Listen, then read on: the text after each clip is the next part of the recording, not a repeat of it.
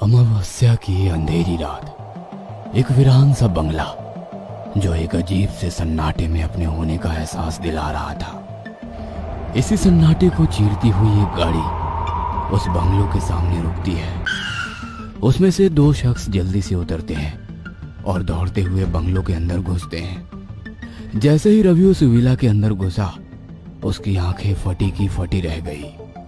वह वहीं पर घुटनों के बल बैठ गया और बोला, आज तुम लोगों की इस हालत का जिम्मेदार मैं हूँ। आप खुद को दोष ना दो, ये सब कुछ उन दोनों की नियति में था, हम कुछ नहीं कर सकते। कुछ समय पहले विनीत और रूपाली दोनों ही बहुत खुश थे। उन दोनों की एंगेजमेंट एनिवर्सरी को सेलिब्रेट करने के लिए विनीत ने सरप्राइज प्लान किया था। रूपाली माय लव, ये हमारे घर वाले शायद हमारे जज्बातों को समझ नहीं पा रहे हैं। हम पिछले 3 सालों से रिलेशन में हैं। 2 सालों के बाद हमारी शादी के लिए माने और अब तो हमारी सगाई को 1 साल होने को आया है। मगर पता नहीं ये पंडित जी क्यों शनि बनकर हमारी कुंडली में बैठे हुए हैं, हमारी शादी ही नहीं होने दे रहे। ऐसा करते हैं, शादी जब होती रहेगी आज सुहागरात मना लेते हैं। वैसे भी मौका है, दस्तूर है। आज तो मुझे मेरा मनपसंद तोहफा लेने से मना नहीं कर सकती। तुम जो चाहो वो तोहफा मैं तुम्हें दे सकती हूँ विनीत, मगर तुम्हें पता है ना, अपने रिश्ते में एक हद से आगे मैं नहीं बढ़ पाऊंगी।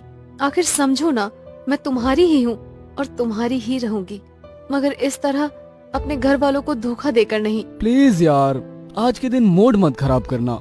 मैंने तुम्हारे लिए बहुत कुछ सरप्राइज प्लान किया है, बस तुम मेरा साथ देती जाना। तो मैंने मना कब किया है? घर वालों को झूठ बोलकर तुम्हारे साथ तो आई हूँ, बस अब हमारे घर वालों को सच्चाई ना पता चले।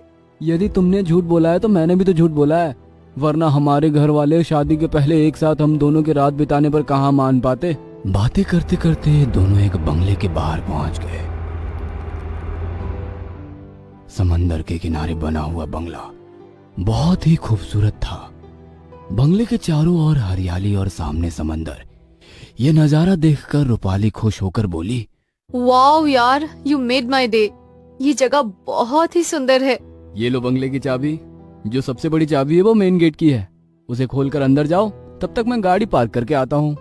रूपाली उस बंगले का गेट खोलकर अंदर गई तो वहां का नजारा भी बहुत खूबसूरत था। हॉल में कई सारी पेंटिंग लगी थी जो उस घर के मालिक के टेस्ट को बखूबी बयां कर रही थी।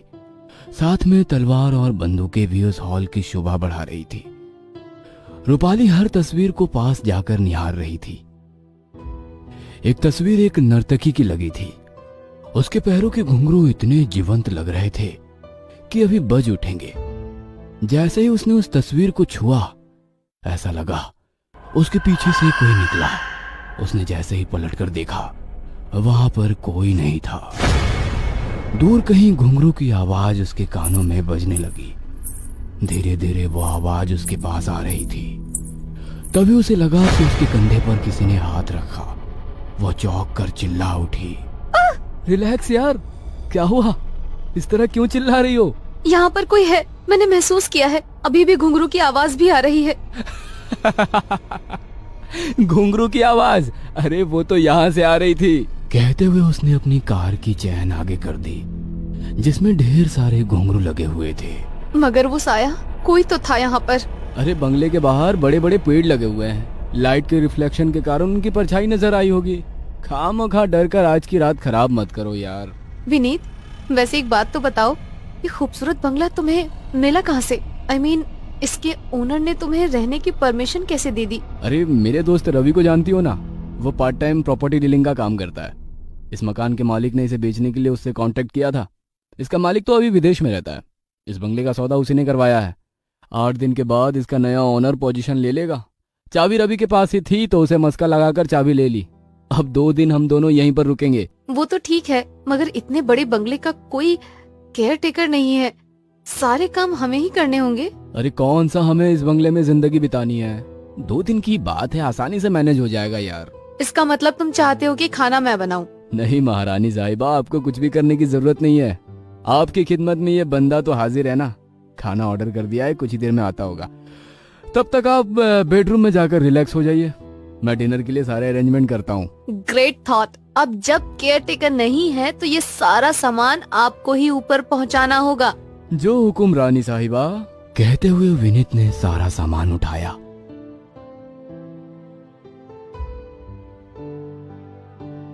और कमरे में रख दिया। बड़ा सा बेडरूम देखकर रूपाली बहुत खुश हुई और उसने विनीत को गले लगा लिया। Thank you so much for the lovely surprise. मैं फटाफट से फ्रेश होकर आती हूँ।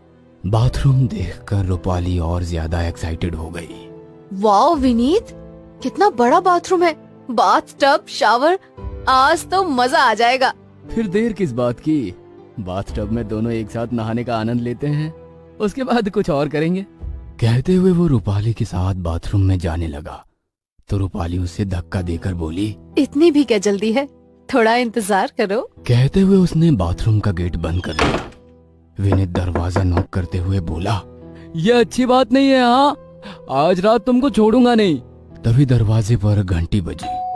विनीत ने मन ही मन सोचा, शायद खाने वाला होगा। जब तक नहीं रूपाली नहाकर आती है, मैं डिनर को टेबल पर डेकोरेट कर देता हूँ। रूपाली बाथरूम में नहाने का मजा ले रही थी।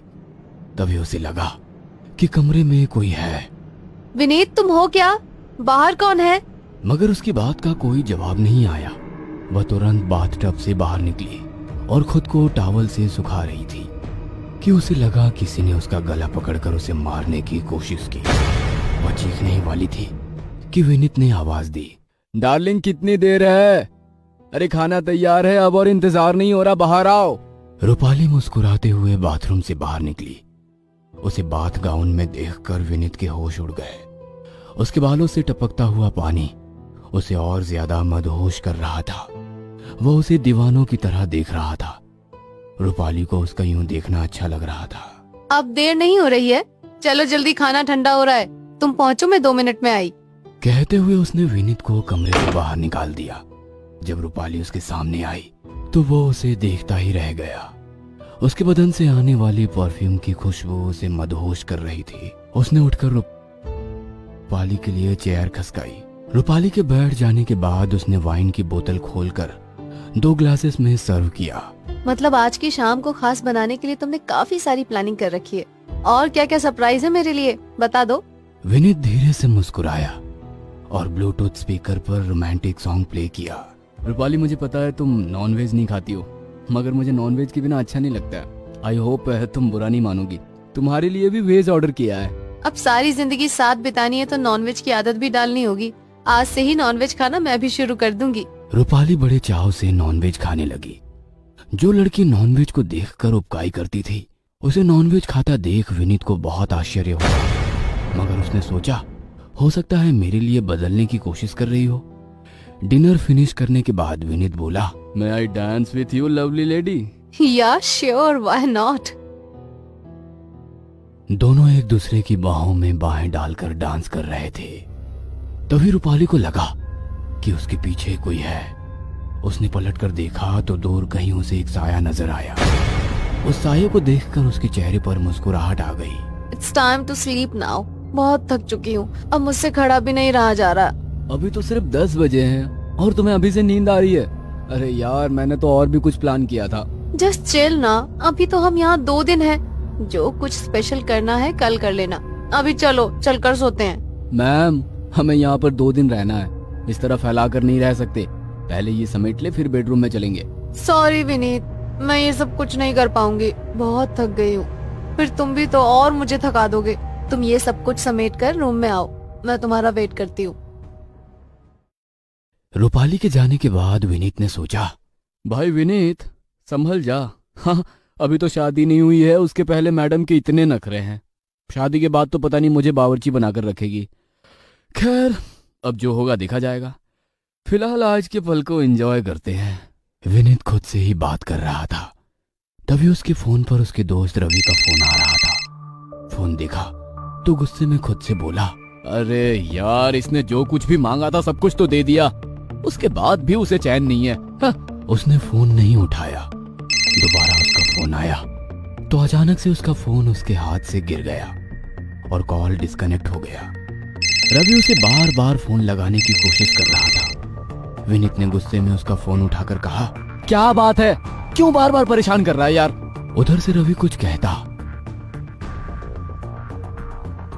उसके पहले ही रूपाली अपने कमरे से बाहर निकली और विनीत को इशारे से ऊपर बुलाने लगी। उसे यूं अपने सामने खड़ा देख विनीत रवि की बात सुने बिना ही फोन रख दिया। जो रूपाली ने विनीत को खुद को 3 सालों में कभी छूने नहीं दिया था, आज खुद से प्रणय निवेदन कर रही थी। विनीत तुरंत उसके पास गया तो उसकी आंखों में अलग ही चमक थी। दोनों बिस्तर पर एक दूसरे के साथ प्यार को अंजाम देने की जद्दोजहद में लगे थे। दूसरी तरफ कार में, यार तुमने पहले क्यों नहीं बताया कि वो घर हॉन्टेड है? मुझे थोड़ी ना पता था कि आप अपने दोस्त और उसकी मंगेतर को उस घर में रहने भेज दोगे। आपको खुद सोचना चाहिए था, इतना बड़ा बंगला कोई इतने सस्ते में कैसे बेच रहा है। हम कभी भी शाम को 6 बजे के बाद उस बंगले में नहीं रुके। जैसे ही वो बंगला बिक गया, हम खुद वहाँ की नौकरी छोड़कर भाग खड़े हुए। कहीं उस आत्मा ने उन लोगों को नुकसान तो नहीं पहुंचा दिया होगा? बस भगवान से दुआ करो कि उन लोगों के साथ कुछ भी बुरा ना हो। ये साला विनीत फोन भी तो नहीं उठा रहा है। Come on Vineet, pick up the phone. आप ज्यादा परेशान ना हो, हम लोग पहुंच गए हैं। बस भगवान ने उन लोगों की रक्षा करी हो। रवि ने डुप्लीकेट चाबी से जब उस घर का दरवाजा खोला तो सारे घर में खोजने पर भी वे नहीं मिले।